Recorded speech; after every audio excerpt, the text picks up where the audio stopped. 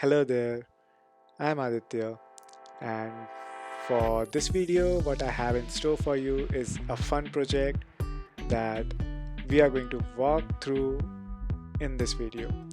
So let's get the intention straight. The intention is to write a piece of code that runs over an image and allows the user using your output application to be able to select any two colors from the image. So you have to provide the facility for the user to be able to select any two colors from your image, and then as output you will identify the shared edges among the two. Now that sounds exciting, but before we begin, let's take some sample image over which we will develop our code and test our output. So what I've selected as the base image for implementing our project is right in front of you. So this is it. So now what we are going to do is we are going to allow the user to select any two colors from this image, and once he's done, we'll just point out the shared boundaries among those two images. So for this image, let's say the user selects blue and pink as image 1 and image 2.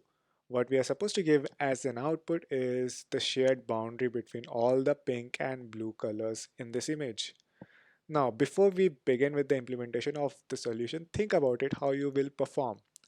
For this project, we will be using opencv and that in Python. So if I'm hoping you're familiar with opencv and Python, and if you are, do pause this video and take some time to think about how you would implement this solution over this problem.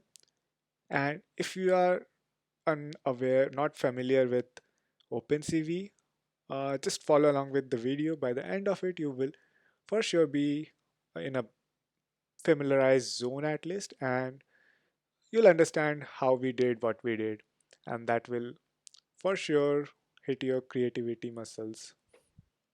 And one final thing that I want to discuss before we begin with the solution is the flow of this video. So what we are going to do is, first of all, we are going to download the code on our local system. So if you're following along, you can do the same on your systems as well. And then I'm going to show you how to run that code. And then together we are going to observe the output of how we are selecting the colors and how the output is showing up as the edges among the selected image colors on the image. And once we are done inspecting the output of the code on our local systems, is when we are going to walk through the logics of the code and understand how it's implemented. So yes, let's begin. So I'll open browser Safari. Over here I have my Git repo, and I'm going to copy the or clone the link. I'll open terminal. I'll cd into my desktop,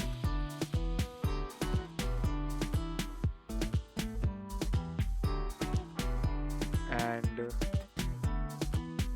into project IP, and then over here I am going to clone the project. Once clone is done successfully, I'm going to open the folder, and I'm going to drag and drop this folder on my Visual Studio Code, so that I can open it on Visual Studio as the workspace.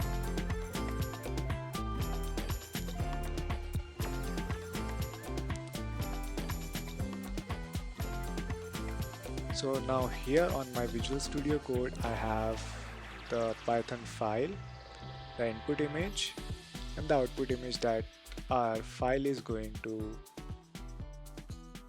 write to the directory. So this is the image that we talked about. We are quite familiar with it. So I'll move on to the code now. So over here we have first two lines as commented instructions on how you are supposed to handle the output as a user. And once you run this, you'll be able to see the output. make sure you have opencv library installed on your system and Python as well. So this is the output. So result 2 is over here, and mask 2, result 1 and mask 1. And if I move them, we'll have track bars. So we have track bars to allow user to, you know, in the real time threshold the color they are interested in by setting the hue saturation value, lower and upper limits respectively, and threshold out the color they are interested in. By default it's the values for blue and pink, but you can always adjust them to any color you'd like. So what I can do is, if I move all the high values to the upper end and all the low values to the lower end, I'll see that every color is in the range, and therefore the entire screen will turn white. Now I can slowly adjust the track bars to start thresholding out the colors. So let's see what is happening on the result. So right now the selected colors are blue, orange and light yellow. So dark yellow and light yellow, and dark blue are the three colors that are thresholded. Now blue I have removed. If I move further, only the light yellow is selected. So this looks good to me, and light yellow and the first color is blue. So those are our choices, and over here I can see only two edges that are being shared. However, let's see if I'm satisfied with this. I'll just press escape, and now I get the output. So this and this are the only shared edges that we have in blue and yellow. So I'll quickly verify it, and yes, it does seem like only these two are the shared edges. And also the output file is now saved as what we saw. Now if I rerun the program, and this time I'll let the selected set of pairs be dark blue and pink, and press escape, I see this as output. And if we match, we can see that the cross is coming from here, and these are the two parallels edges shared. Then this small and big one parallel, we have it over here, the three lines at the center, and then the triangle of that comes from top right. So yes, we have the shared edges and we have it saved on the output file as well. So let's begin. First of all, what we are doing is we are importing two libraries, CV2 and NumPy. Now, if you're not familiar with CV2, I'll drop a link in the description and you can explore that to develop your first time experience with CV2 and doing some basic stuff there. Now, we are using CV2 to create track bars, and track bars are nothing that but the sliders that we had on the screen which we were adjusting to read the to set the range of values that we want to select for our selected color.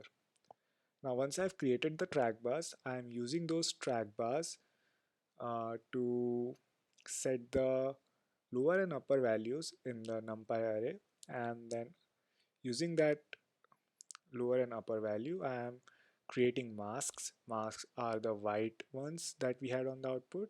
So we had result like the blue colors, and we had the corresponding white patches, then the pink color and the corresponding white patches. The white patches are the mask and the results are the blue and pink colors. So we apply the mask on our image and we obtain the result, and we are doing it in a while loop because the code is continuously reading for the sliding values changing and showing the output on the mask and result respectively for mask 1, mask 2 and result 1, result 2. Now once you press the escape key, which has the ASCII equivalent of 27, we destroy all windows and we perform our central core logic for identifying the boundary. So the logic is tricky and clever. What we are doing is we are drawing contours, and that is nothing but drawing boundary over the selected range of selected mask. So contours is basically drawing a boundary on the white patches. So we are drawing boundary of a color which is not present in the image. So I have chosen green because you might have observed we do not have green anywhere on the image. Now I'm drawing a green boundary on image 1, uh, and then also on the image 2. So I'm drawing green color boundary on, let's say user selected blues, so blue boxes, and then I'm drawing a green color boundary on user selected pink, so pink boxes, and then I am doing a bitwise operation to perform the intersection of the two images. So only the images which have only green and green overlapping will be selected in the bitwise, and everything will else will be black. Now again, what is bitwise and what is mask and what is result, how result is being obtained from mask using bitwise, you can get the entire concept when you explore the link in the description for create track bars, if you are already not familiar, that is. And so now we have the intersection boundary only in the result, and we are now thresholding it based on green color. So the green color will now become white because we are thresholding it, and then we are showing it as the output and also writing it to our direct. And that is what we are doing here. That is it.